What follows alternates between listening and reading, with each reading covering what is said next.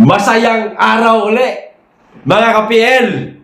Kung ano-ano na ang naiisip ni Dayunyor.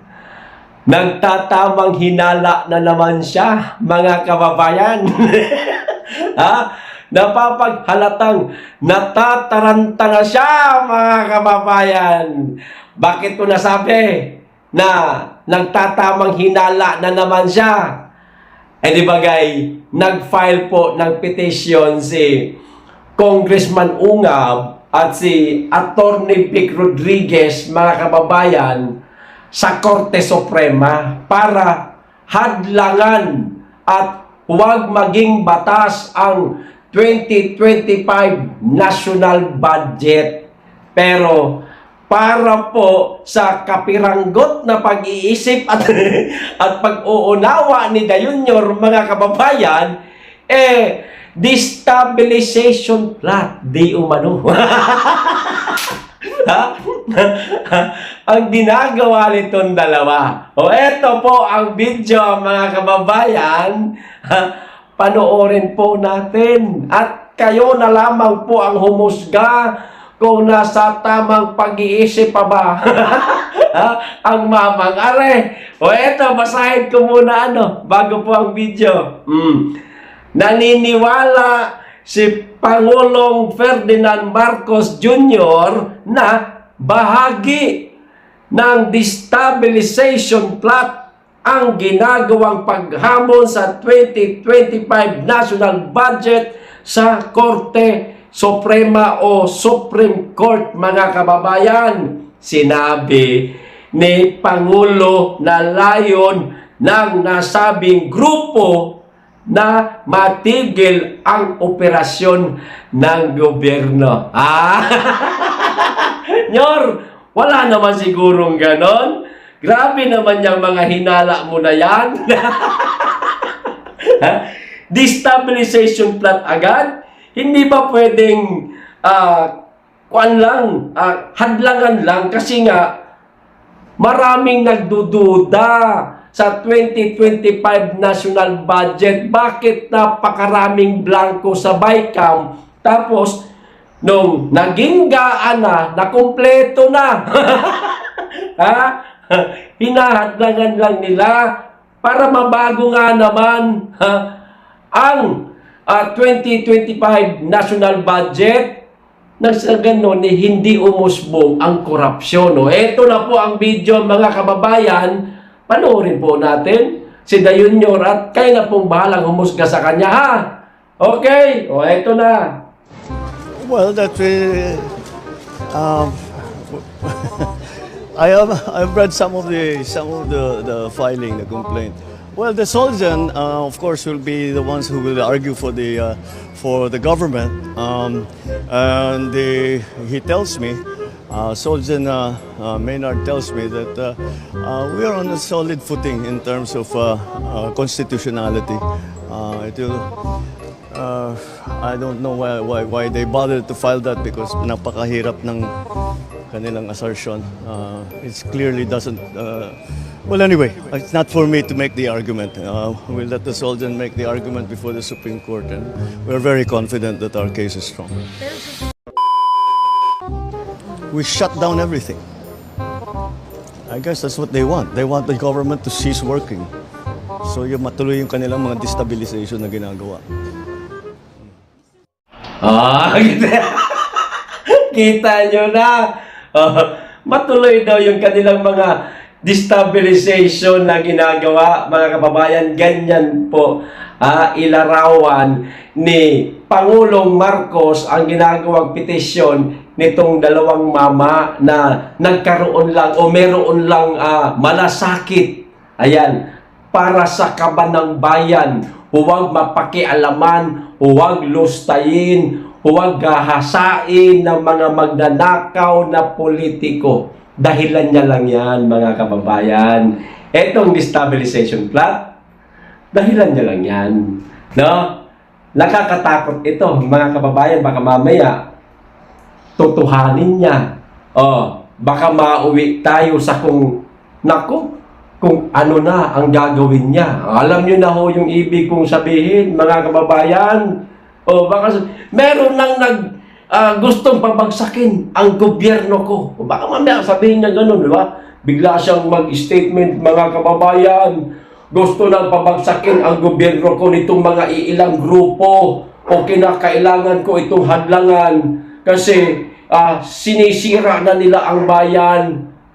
So, I declare, boom. Pwedeng ganun yun, mga kababayan. O yun na nakakatakot doon. Lahat tayo, pag nangyayari yun, sarado lahat ng bibig natin.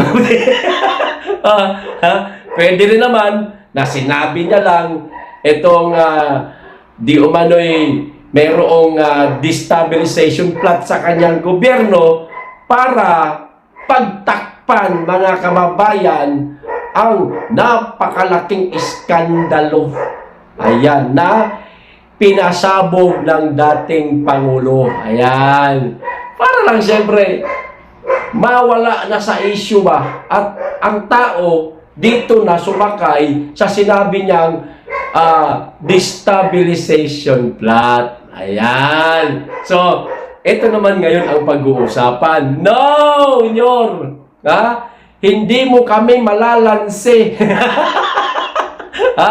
Itutuloy-tuloy namin itong iskandalo sa 2025 national budget, Nyor.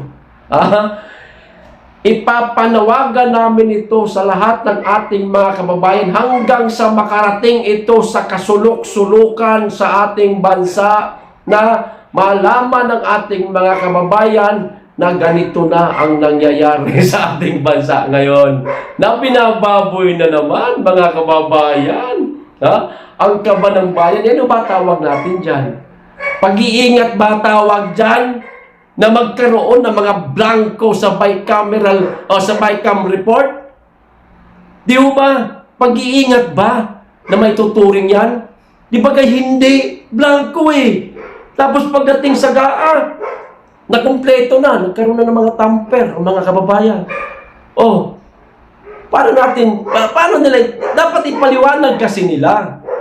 Nyor, hayaan mo muna na sampa sa Korte Suprema ang reklamo o petisyon ni Congressman Ungab at ni Attorney Vic Rodriguez. Sagutin nyo lang. Humarap kayo sa hukuman. Kung sino man ang haharap ko, kung ito man yung mga kawatan mo na mga buaya dyan sa baba, ayan. Kung sino ang maaaring humarap, harapin nila ito. Kung pwede ikaw, sige ikaw na rin.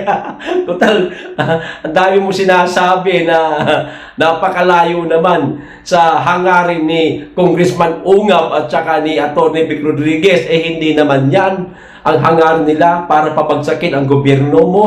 Walang ganon. Gusto lang nila na harangin itong kaduda-dudang 2025 national budget. Hanggang dun lang. Huwag kang mag-iisip ng kung ano-ano. Bumabot ka na sa destabilization plot. Huwag kang tamang hinala. Relax lang. Walang nag-iisip na gano'n na pabagsakin ang gobyerno mo. Ikalma mo yung isip mo. Kasi kayo gagawa-gawa kayo ng mga kaduda-duda. Ngayong pinagdudahan kayo. Nagsilabasan ito napakaraming kritiko ninyo. Tungkol dyan sa iskandalo sa Bicam report niya sa mga blanco na yan. Ang dami niyong sinasabi. Umabot ka na sa destabilization. Walang ganon. Karapatan ba namin ito na punain ang mga kapuna-puna na mga ginagawa ng ilang opisyal ng ating pamahalaan. Karapatan ito ng taong bayan. Huwag mong pipigilan. Pera ito ng taong bayan. Hindi nyo ito pera, Nyor. Naiintindihan mo ba? Ang hinanaing naming mga maliliit. Pinaghirapan namin to. Tapos lulustayin mo lang. Nang ganun-ganun. Gagahasain ninyo ang kaban ng bayan. Ano kami? Robot? Na susunod-sunod lang? Sa kung anong gustong gawin ninyo? May damdamin kami. May isip kami. Kaya ito ang reaksyon namin ngayon at hindi lang kami, marami na. sa ating bansa ang pumapalag dahil dito sa kadudadudang 2025 national budget. Ganun lang yun. Hinaharang lang ng dalawa. Walang destabilisasyon. Huwag kang mag-iisip na kung ano-ano. Masiraan ka niya ng bait nyo. Magulat na lang kami isang araw. Kasama mo na si Dr. Reyes. Okay, hanggang dito lang. Maraming salamat. Mag-iingat kayo lagi. Tigit sa lahat. Mahalin natin ang Pilipinas.